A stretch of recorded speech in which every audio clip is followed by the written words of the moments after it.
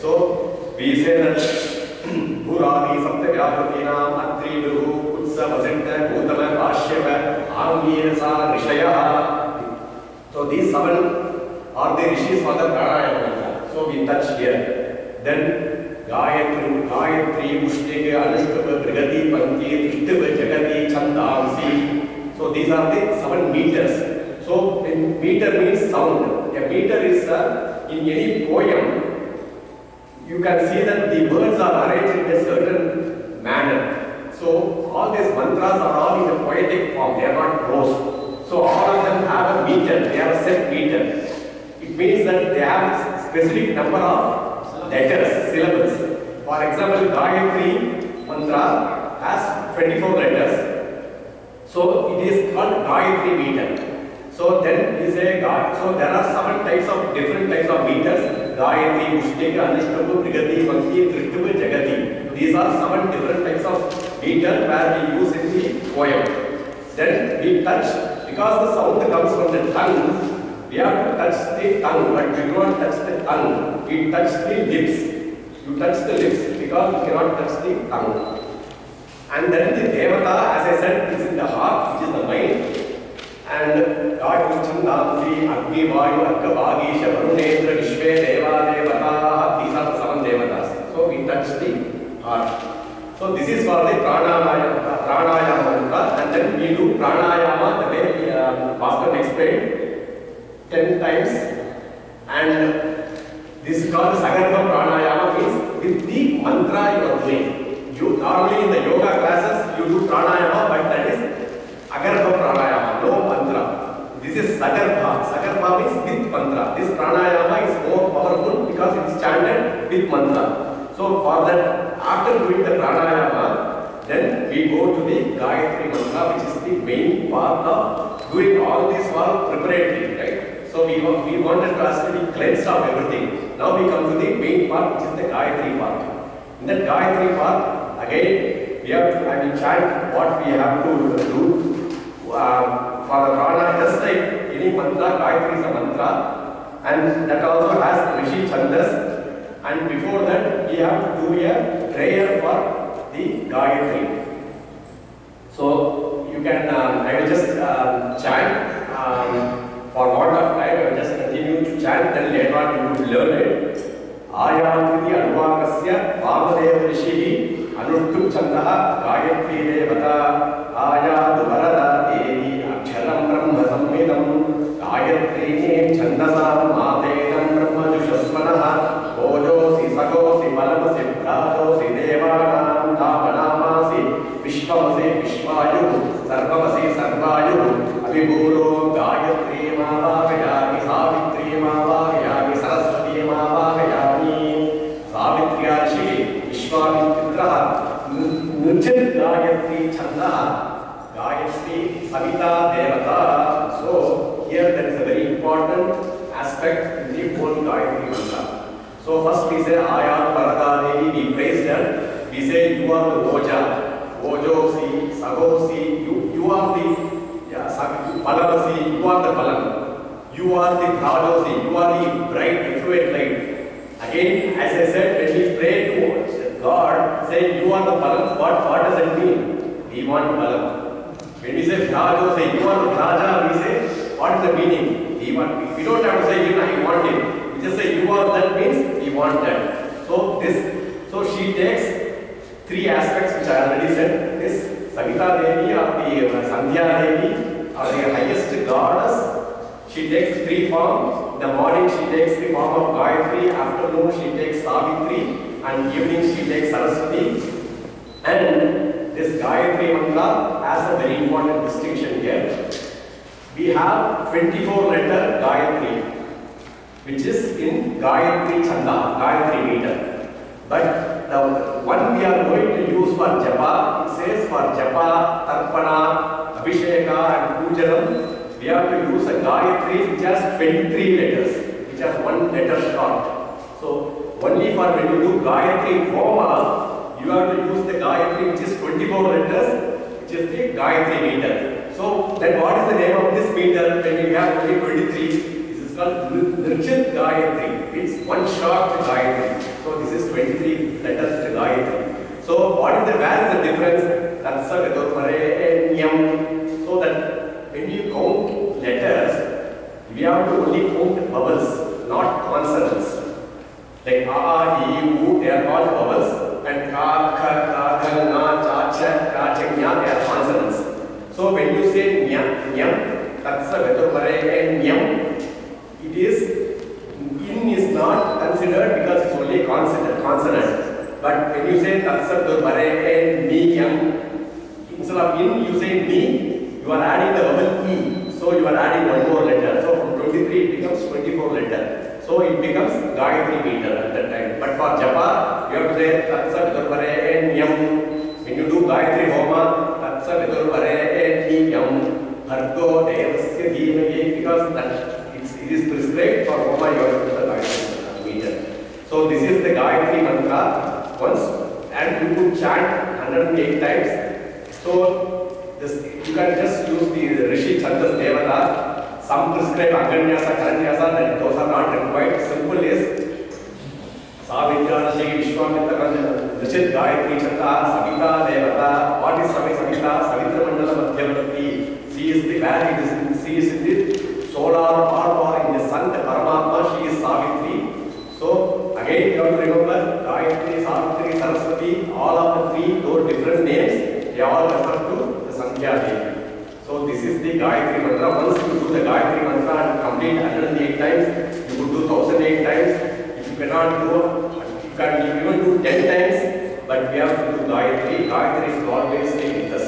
So when you do the Gayatri, then you finish the Gayatri, then we do Tame Shikhare Devi, Bhumya Parvata Bhutani, Ramanebhyo Vijnanam, Kacha Devi Yata Sukham. Because whenever we do Avaranam in your puja, we have to send them respectfully back to their own abode. So here we are saying, you go, you have please bless me, and you can go back to your own abode. So this is this second part of the Gayatri Japa part. Then the third part we have the Upasthara Mantras. I'm not sure we have time for the Upasthara Mantras. So the one thing I wanted to add was the Gayatri counting. I think all of you are familiar with the counting. So usually for counting you need some external thing like Japamala and things like that. But here they have revised it in a very independent way. So you don't need to depend on anything else. You have your own counter here. So each finger has got these three lines, right?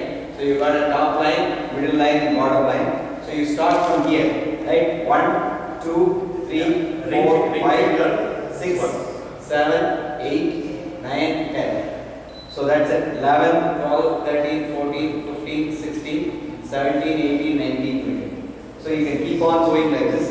5 times you do, you get 100. Yeah, you get 100. So you can use your ring finger. So basically start from here, from the ring finger middle, and then go down 2, 3, 4, 5. Then you only go to the tops. 5, 6, 7, 8. Then you come down 9, 10.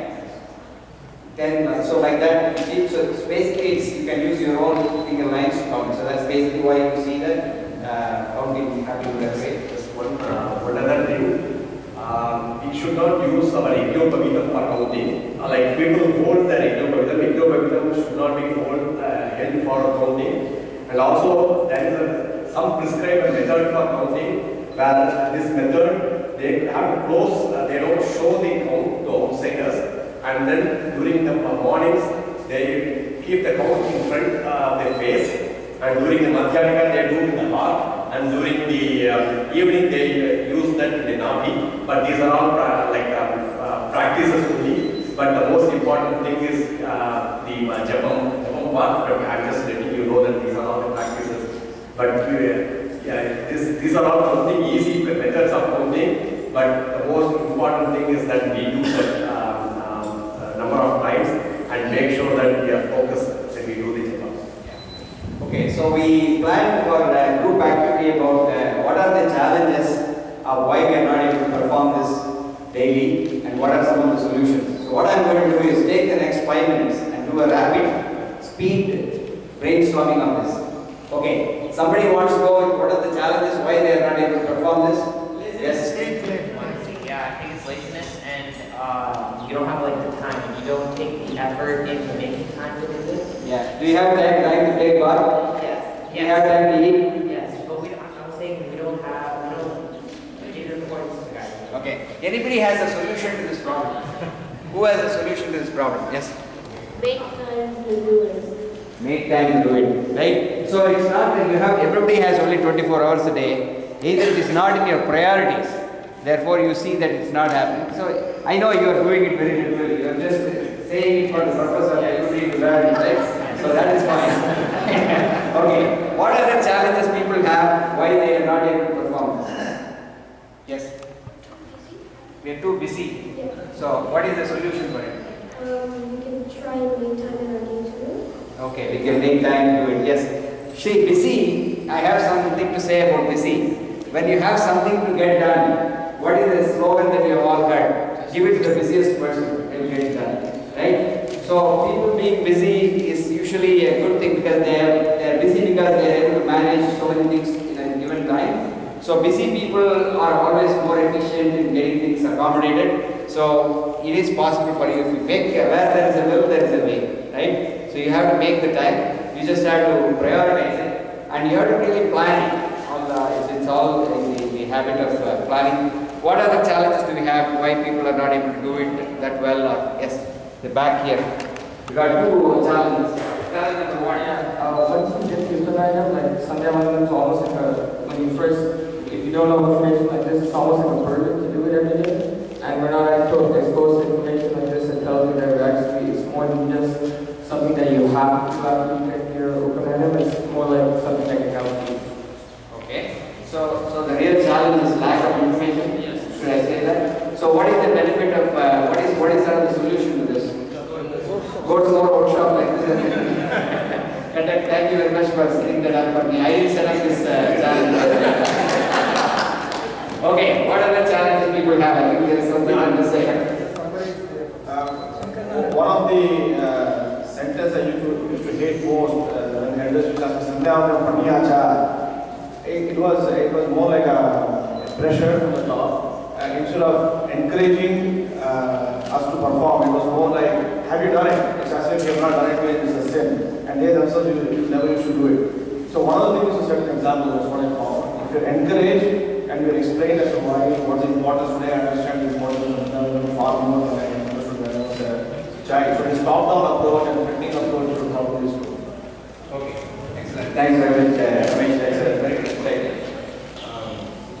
I think in school and things like that, we're taught to be very rational thinkers, and I think we always, I think the point was mentioned earlier that you should do it even if you don't see a tangible benefit arising from it. You should do it just because you've been told to do it. And as rational thinkers and being taught to be a rational thinker, we always think of, I'm only going to do something if I get a benefit from it. It's like an investment, it's like anything else.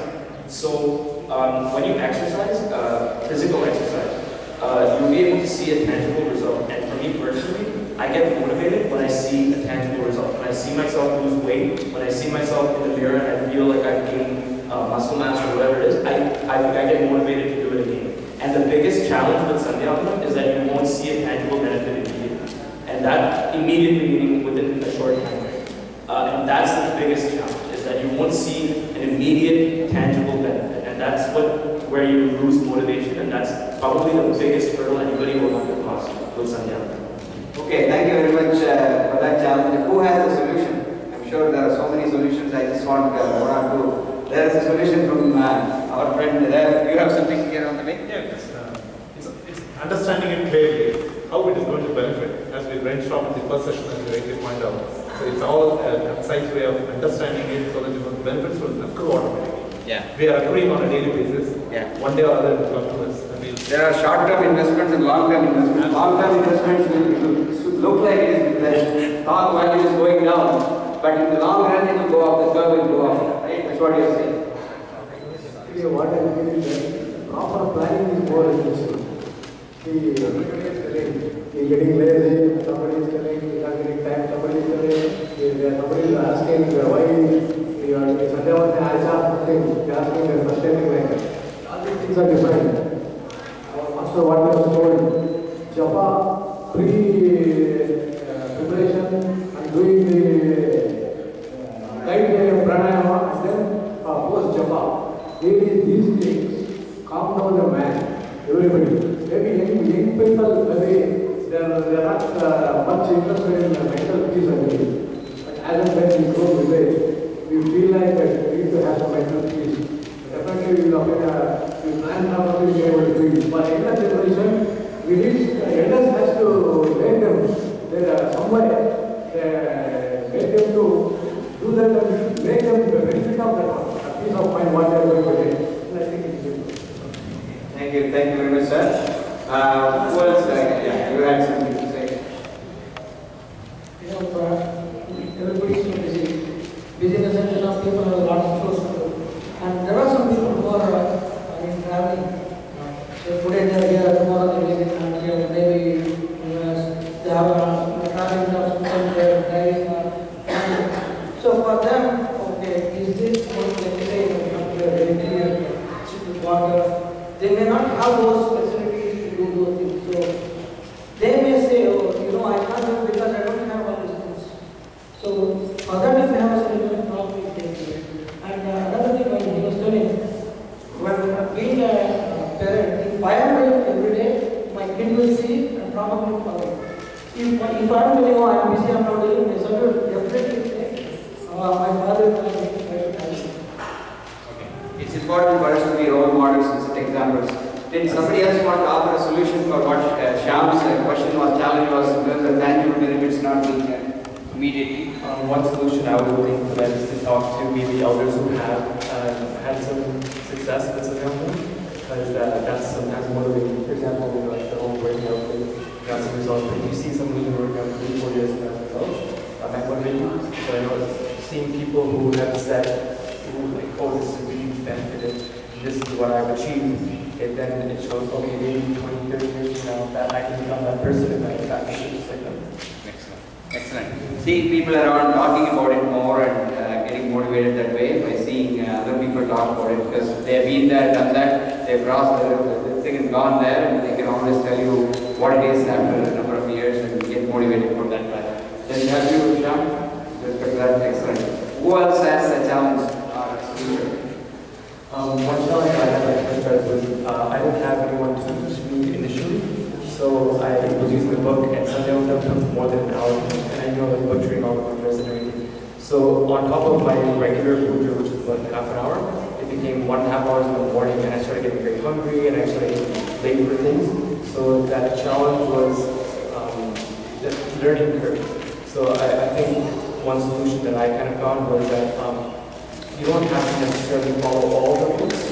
So for example, like maybe sometimes in the morning, an hour and a half might be too long. So even if it's not the morning, it's evening, say come back to class and maybe 11 o'clock or sometime at lunch. Even if I practice half of something on them, you leave after that and do another half later. Eventually I'll maybe shorten down half an hour or so, and I can do that in the morning. Okay, excellent. Thank you very much, Prashant. That's a very good insight. Any others, Kishore? So for that, one thing we are going to do is, as part of this email, we are going to send you a one-pager, right? It's a condensed version of Sandhyavandanam in total, 2 sides of the page, and you can laminate it and keep it with you. So even if water spills on it, nothing will happen. So you can actually use it in a very simple way. You don't have to flip the book and all that. You can keep it as a one-pager on both sides. I'm going to send that to you as part of your email, so you can actually laminate it, print it, laminate it, and use it for yourself. And that's probably going to be helpful to you to sort of have everything in one place. Sure. My biggest challenge is I can do it for 1 week, 2 weeks, or some number of days. Suddenly after that I lose interest. How to sustain the interest after some number of days or months? So who has a magical solution for this problem? The discipline for that. Sorry? It's absolute discipline. It's absolute discipline. You just practice it day in and day out. And as somebody else was echoing here, it's just a question of sustaining the process. A process sustainability studies here should help you. Yeah, Ramesh has insight. So Kishore ji, I have some thoughts to share with you. I'll come to that shortly after Ramesh. I have a practical suggestion. If we decide that we're not going to have food to do Sandhyavandanam, I think it's a practical motivation. It's a very simple, practical solution. And I'm not going to have my breakfast to do Sandhyavandanam. And if you don't do it, what happens? And you can't take That's a very practical. See, one of the things that we have to do is, see, my personal insight or my personal experience is, we are all human beings, right? Sometimes we feel very good about doing it, sometimes we feel bored. Give it to the Lord. Go to Sandhya Devi and then say, look, this is what I am feeling today. Why am I feeling like this? I don't know why. You have to help me with this. So please, try to go into that more and more. You will find that this is all the whole process is about, right? So think about why you are feeling that way and leave it to the Lord. Say, look, this is what I am feeling like. Please help me. And then you get into that mode. You will slowly see that there is a solution coming out of it, right? You get motivation from it. Yes. I think the ladies of the house also play an important role here. The ladies of the house have an important role here. We have to be motivating and we have to tell them if you don't do it, no food for you. We have to constantly keep a watch. If they use that, I think we have to put them on that. We also have to,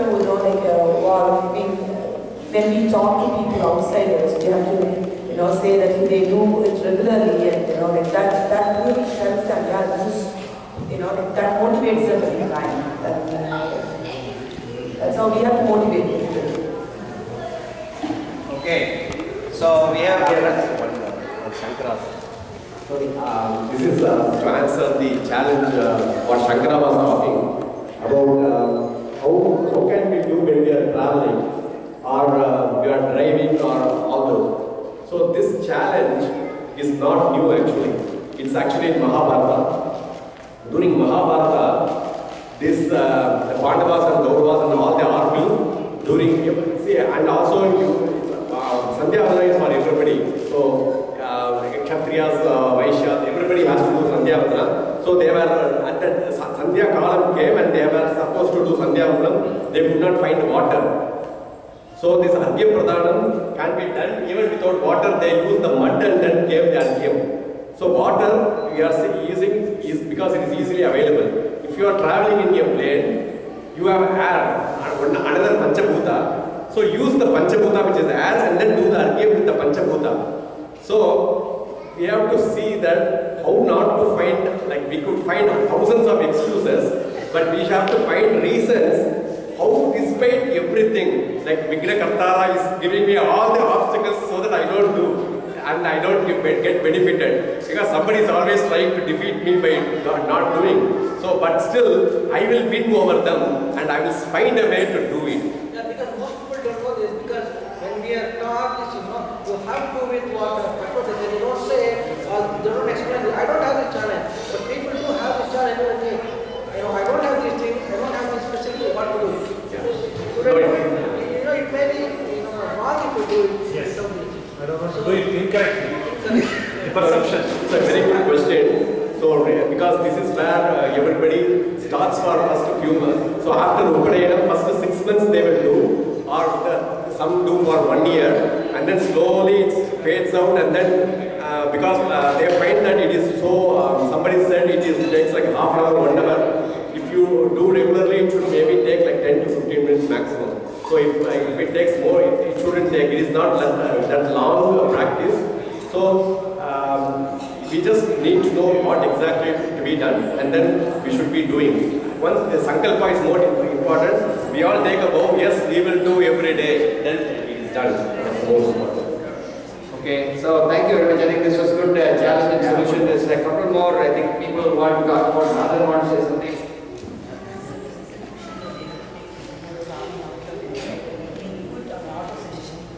Yeah, so my wife here is giving a suggestion that all of you from tomorrow being a Avani Avitam, Yajuru Pakarma, and day after tomorrow is Gayatri Mantra. Take that as a time to, as a good starting point, and give yourself a resolution saying, look, I'm going to make my best effort to do this regularly and do it sincerely, and see, how that helps me in my, my life. And so, give me a commitment to yourself and a resolution to do it from now. The timing is perfect. I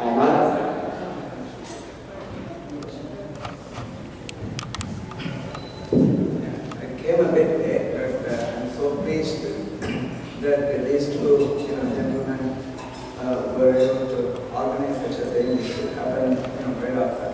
So, among the various questions, two problems are there. One is, why should I do this at all? In the midst of so many other commitments that I had, so that means there needs to be a connection. That this is very, very important. So all the japas and pujas that you do is nothing to beat Gayatri japa. So the next question on lack of time, you can give up several other pujas you are involved in, Sahasranamam or something else. The Vedas say you don't have to do them if you did not already perform Gayatri. So make time, at least by clearing up some of the other superimpositions that you have made in your mind that I have to repeat 108 times Ramanama or something. It's okay to replace it with Gayatri. So in our days, we used to do 3 times Sandhya, 3 times Sandhya, and then 2 times as Brahmachari, Samhidana, go to school by walk, right? Come back and then we did quite well with studies. So there should be a conviction that it can be done. And then of course making time is by cutting down as much as possible TV watching or something else. You should be trying to for a branding there is no other superior way of prayer. Maybe because it connects your mind, which is the internal side, and the body which is outside.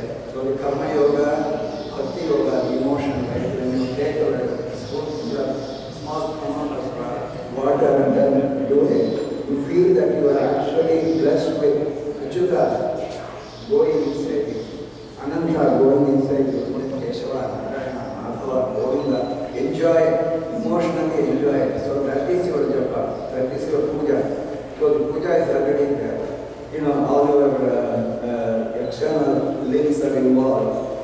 So that becomes karma yoga. The most important, of course, is the fact that make me understand myself. He is the Buddha. So that is the ultimate. So to know out there, Savagakyo Brahma, Naiva, Amasmi, out there is the external God, and he or that is also me. So all these things, if you are convinced that it is doable, and I strongly believe that this workshop gave you enough conviction to do it. So please do find a way, like last time said, that tomorrow and the day after be a new start for our life.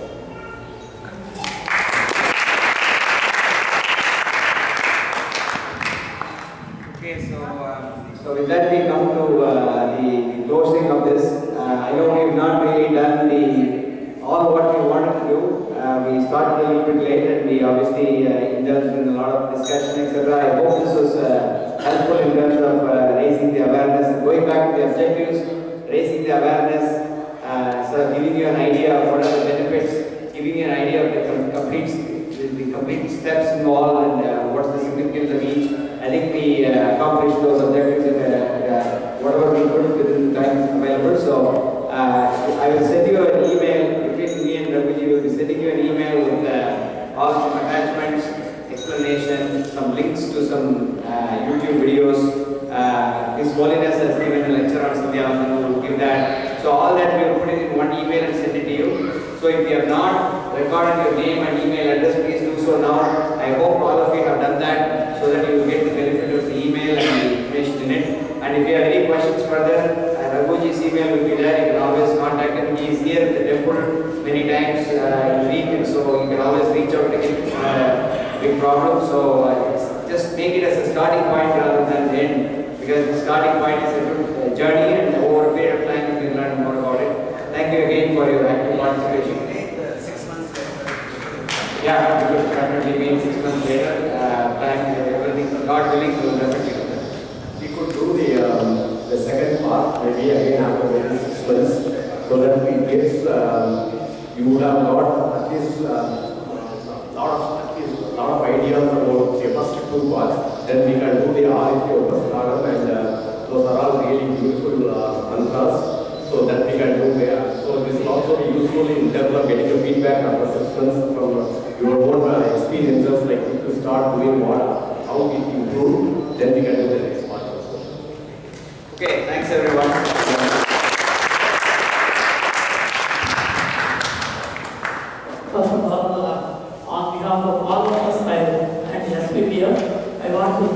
Raghuji and Bhaskaranji for conducting this workshop.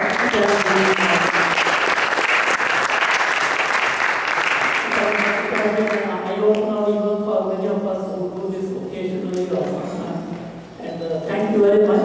And as they already said, tomorrow is a good day to start. We have both Upakarma and Upakarma. Both are the same day. We have two batches. First one at 5:30 and the second one at 8:30. For the 8:30 one, we will also have the home. So please do come and participate in that. And a couple of other announcements. And some of us have been doing Gayatri Mantra. We heard the power of Gayatri Mantra. We have been doing the Gayatri Mantra here on the weekends at 7 o'clock, starting at 7 o'clock. For example, the last year is a regular. We do 1,008 times. It takes 1.5 hours. I mean, slow pace. So you are most welcome to come and join that. And to conclude that, Gayatri Japam, on September 14th, we have a Gayatri Yajna or Gayatri Homa. So that will be a big event. So I request all of you to please do come and participate. We will take the news letter September 14th. That's the Gayatri Homa. And a couple of other announcements. Dr. Artananda has been teaching the Sandhyavandanam here. She has completed 2 batches already. And she does a fantastic job of explaining everything in a very concise way. So the next session will start on September 4th. It will be held on the Thursday nights. So please do come, those who would like to come, please give you a name on the front desk. And then also our good friend Ramesh Natarajan and his group will be starting the chanting of the Devi Mahatmya. That's on August 23rd. August 23rd, 4 to 6:30 here. So right here, please do something. Let us all join in that one. And on the last announcement, next Saturday, Krishna Janmashtami, we have programmed the whole day. And morning is Hanuman Chalisa and afternoon is Janmashtami. We have a lot of children's programs as well.